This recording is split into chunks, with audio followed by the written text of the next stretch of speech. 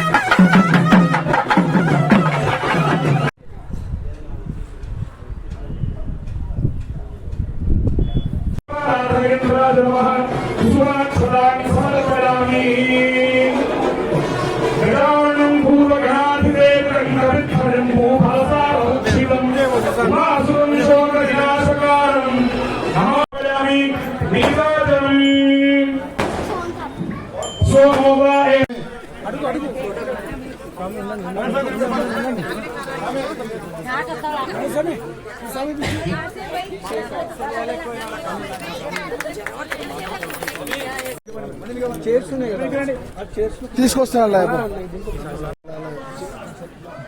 నందుస్వామి అది ఖాళీ ఉంది, పమ్మ ఉంది అడసూరు లాస్ట్ లో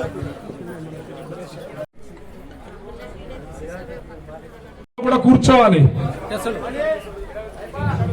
అవకాశాన్ని మనం సద్వినియోగం చేసుకోవాలి. కెమెరాలు కూడా సైడ్కి రండి. స్వామి స్వామి స్వామి ఎనికి రండి స్వామి.